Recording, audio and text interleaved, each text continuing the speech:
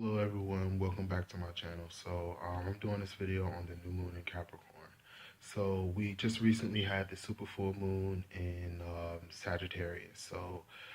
What that not Sagittarius, excuse me, in Cancer. So what that means is that was a great time. Like I said, then that was a great time to go into your childhood and deal with some of the issues and abuses and traumas that you may have suffered, and start releasing some of that energy by bringing it into the awareness of your consciousness. The full moon is energy that has reached its peak, and now it's seeking release and integration, or I should say integration and then release. So first we have to be conscious of it, and then we have to be willing to let it go. Um, so whenever you have an opposition in astrology, you're dealing with two things that seem to be mutually exclusive, but are actually rather supportive of each other. And it feels like to pursue one is to become imbalanced with the other. But what you really need to do is create a holistic perspective of integrating both into your life consistently. So with the opposition between Capricorn and Cancer, we're dealing with your public career, your image versus your private and home life. And so having this super full moon in Cancer, we come into awareness of our emotional baggage related to our family and our upbringing and our childhood. And now we have a new moon in Capricorn, which means that we have a new moon that is ruled by Saturn. Saturn is all about detachment, restriction, and getting rid of what we don't need, what doesn't serve us. A Capricorn's motto is "I use."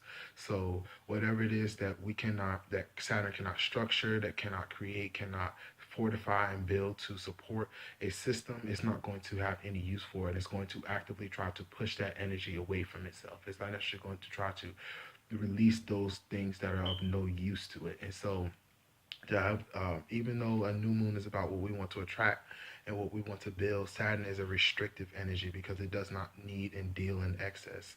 So most of the time when it comes to the things that we want to do or we want to achieve or we want to have in our life, we think about it from a Jupiter or a Sagittarius type of perspective. We want to gain, we want to expand because we think that is happiness. Everything is more is better, always better. But the very next sign that comes after Sagittarius is Capricorn. So it's about taking that higher perspective that you gained in Sagittarius and then stripping away all the things that are not necessary that to support that higher perspective in Capricorn. So this new moon is about releasing things or building structures that are actually going to support us, and releasing stuff and getting rid of things that are not in line with our higher purpose and our public image and the lifestyle that we want to create career wise for ourselves.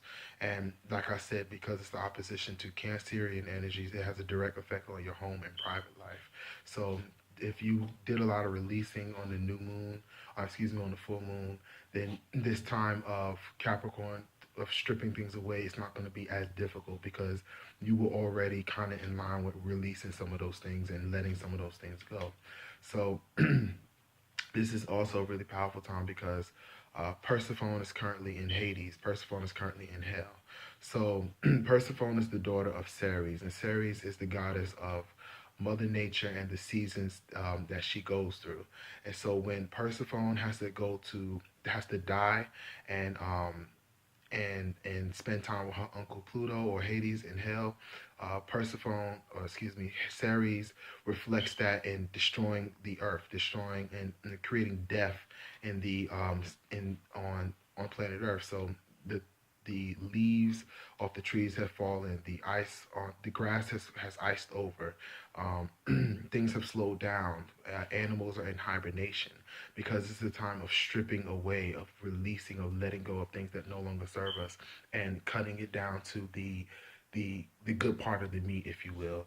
And so having a right now we're in the time of death.